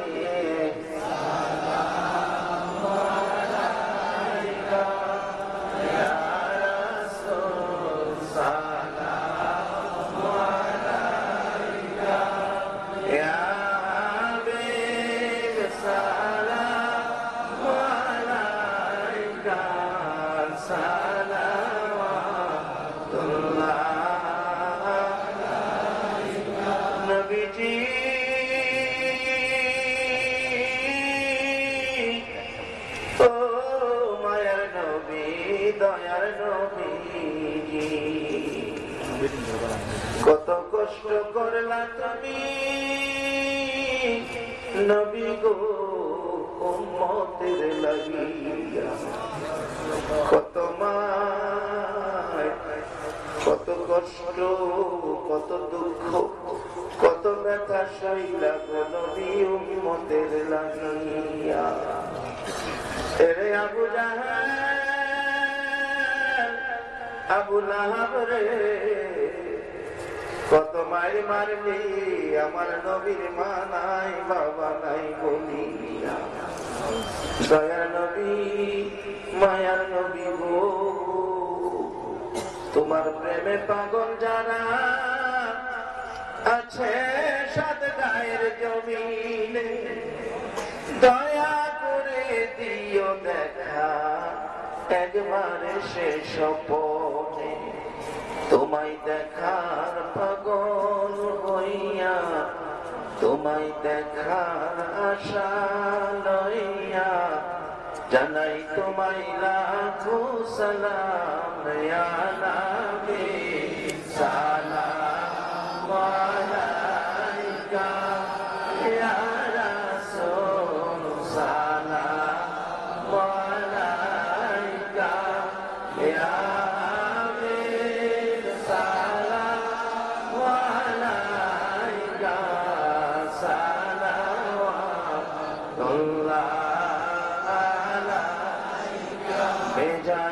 मेरे गुरु सलाम पर मदीना नबी मोर अपने मुकाम बलगल उला जमानी कशफत जमानी असनत जमियो صالحين ময়দানে দাঁড়িয়ে তিনি যখন বলেছিলেন সারা ওয়ার্ল্ডে সারা পৃথিবীর সবচেয়ে পণ্ডিত ব্যক্তি হোক, সবচেয়ে বেশি জ্ঞানী ব্যক্তি হোক, তার অন্তরে যদি আমার নবী প্রেম ভালোবাসা না থাকে তাইলে সে হবে আমার পায়ের জুতার ফিতা তুল্য, তাকে আমি মনে করি না। আর রাস্তার সুইভার রাস্তার মুসি যদি তার অন্তরে যদি আমার নবীর প্রেম ভালোবাসা থাকে আর ওই ব্যক্তিকে আমি আমার মাথার তাজ হিসাবে মনে করি। আমি মহান রব্বুল আলামিনের দরবারে এই পরিচয় জানাবো আজকের প্রধান অতিথি মহোদয়টি এইভাবে আলোচনা করেছেন এবং এই আলোচনার ব্যক্তিতে আজকের প্রতিটি মানুষকে যেন আল্লাহ পাক রব্বুল আলামিন আল্লাহর নবীর প্রেমিক গোলাম হিসাবে কবুল ও মঞ্জুর করেন। আমিন। পরিশেষে অশেষ শুকরিয়া জ্ঞাপন করছি যে আজকের কর্তৃপক্ষের পক্ষ থেকে ওনার কাছ থেকে আমরা সুন্দর নতুন আলোচনা শোনার যে একটা প্রস্তাব মহান রব্বুল আলামিনের দরবারে কামনা করেছিলাম, সেই আলোকে আজকের মাহফিল হয়েছে কিনা বলুন? আজকে কি আমরা বেশিরভাগ কোরআন আলোচনা শুনেছি? না, ইনশাআল্লাহ শুনি নাই। মদিনাওয়ালার বন্টনে আল্লাহর দানে ওনার মাধ্যমে আজকে আমরা নতুন নতুন কথা শুনেছি। আল্লাহ পাক রব্বুল আলামিন যেন আমাদেরকে এই অনুযায়ী আমল করার তৌফিকে আজিম নসিব করেন। সবাই বলুন আমিন। আমি কর্তৃপক্ষ আয়োজনকারী সবার প্রতি ধন্যবাদ জ্ঞাপন রাখতে আমার বক্তব্য শেষ করি। ربنا ظلمنا أنفسنا وإن لم تغفر لنا وترحمنا لنكونن من الخاسرين رب ارحمهما كما ربياني صغيرا رب العالمين এই গভীর রাত্রে তোমার ঘর মসজিদের পক্ষের মেহমান লইয়া আল মদিনা নামের পাগল গুলো লইয়া হাত বাড়াইছি গো আল্লাহ। একেবারে খালি হাত বাড়াই নাই, তোমার নবীর উপর দুরূদ ও সালাম মদিনা পাঠাইছি গো আল্লাহ। এই পাগলদের দুরূদ ও সালাম গুলো পাখির মতো উড়াইয়া উড়াইয়া দয়ার নবী মায়ার নবীর কদম মুবারকে পৌঁছাইয়া দাও। হে আল্লাহ, দুরূদ ও সালাম উসিলা করে আজকের মাহফিল উসিলা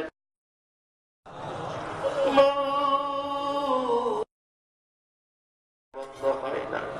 ছেলেটা টেলিফোন করে সান্ত্বনা দেয়, মা কাঁদো না বাবা গো, আমি তো ভালো আছি, ভালো বেতনে চাকরি করি, কোম্পানি বলেছে 3 বছর পর আমাকে বাড়িতে যাওয়ার ছুটি দিবে। মা দরদি 3 গণে সপ্তাহ লক্ষ টাকার জিনিস মা বাবার জন্য কিনছি, এয়ারপোর্টে নাই মা, বাহির হইয়া দেখে রে মা বাবারে দেখা যায় না। বড় ভাই দাঁড়িয়ে আছে, ভাই মা রহমতের জন্য কবরবাসীদের নাজাতের জন্য মাহফিলটা কায়েম রাখো গো আল্লাহ। মাহফিলে যারা আসছে আসবে, সাহায্য সহযোগিতা করেছে করবে, সকলকে তুমি একটা রাত্রে গো আমার দয়ার নবীরে ঘুমের ঘরে স্বপ্নে দেখাইয়া দিও গো আল্লাহ। নবীজিকে স্বপ্নে দেখাইয়া আমাদের কলিজা ঠান্ডা করে দিও গো আল্লাহ। আল্লাহ, মাহফিলের জন্য ইমাম সাহেব সহ আমার বাবাজি ভৈরব পর্যন্ত গেছে। আল্লাহ, যারা পরিশ্রম কষ্ট করেছে কমিটির সকল সদস্য গুলাকে তোমার কুদরতি হাতে দিয়ে গেলাম। আল্লাহ, আমার নবীর ভালোবাসার মালা গলায় পরাইয়া দাও গো আল্লাহ। যাদের ছেলে মেয়ে আছে প্রত্যেকের ছেলে মেয়েদেরকে হায়াত বাড়াইয়া দাও। আল্লাহ, যত পরীক্ষার্থী আছে আমার মাদ্রাসা সহ স্কুল মাদ্রাসার সকল